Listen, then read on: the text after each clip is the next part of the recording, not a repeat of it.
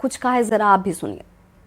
जिसने पूर्णता को हमारे पृथ्वी पर, हमारे संगीत क्षेत्र में, हमारे कला जगत में पूर्णता को परिपूरित किया इस पृथ्वी पर, और कला की परिभाषा को एस्टेब्लिश किया, निश्चित किया और बताया कि हाँ, हम रहें न रहें, हमारे कृत्य और हमारे सत्य अब पूर्णता की ओर अग्रसर रहेंगे और सदैव अन्यों को प्रेरित करेंगे। तो इस तरह की विभूतियां होती हैं, इनसे अपूर्णता कभी नहीं, इनसे जगत की पूर्णता होती है और नई आत्माओं का आना प्रशस्त करके जाती हैं ऐसी बड़ी आत्माएं। जी कैलाश जी, कभी आपने भी उनसे मुलाकात की होगी, कोई वाकया आज आपको ऐसा याद आ रहा हो आशा जी के साथ? हम लोगों का एक्चुअली एक टूर से तो बहुत बार मिलती हैं फंक्शनों में, तो लेकिन एक महीने का जो एक यूएस कनाडा का टूर हुआ था 2007 या 2008 में, वो बहुत ही अविस्मरणीय है।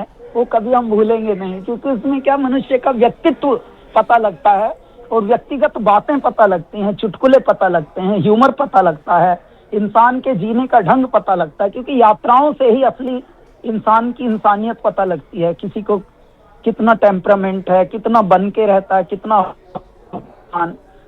तो वो सब पता लगता है। एक महीने तक वो भी दूसरे देश में, दूसरे खंड में, दूसरे टाइम जोन में, तो बहुत कुछ पता लग जाता है। वो अच्छा रहा अनुभव। प्यारी आत्मा थी आशा जी, और वयोवृद्ध होकर भी वो मिक्स हो जाती थी अपने जूनियर्स के साथ भी, और के अंदर तो बहाने लोगों में ये था, भारतीय जीवन शैली का जो प्रतिबिंब झलकता है बड़े लोगों में, गुणवंतों में, वो दिखता था उनमें भी। बहुत बहुत परमात्मा से प्रार्थना, अपने चरणों में, श्री चरणों में सदगति दें और उनके परिवार को संबल दें इस ऐसी घड़ी में। और उनको यही प्रार्थना है कि सारा जगत उनके लिए प्रार्थना करे। हमारी बहुत बहुत श्रद्धांजलि उनके चरणों।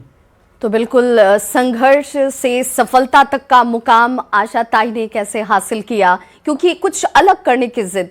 आप जरा याद करें कि लता मंगेशकर की जब चर्चा हमेशा से हो कि जब तक लोग उन्हें याद करते हैं उनके गानों से, तो एक मधुरता के लिए, एक सॉफ्टनेस के लिए, लेकिन उसके विपरीत आशा ताई को कैबरे, पॉप, पार्श्व गायन से लेकर गजल, हर तरीके के जोन में लोगों ने उनकी कला को सराहा। और अब कलाकार उन्हें कैसे याद कर रहे हैं, हेमा मालिनी ने क्या कुछ कहा,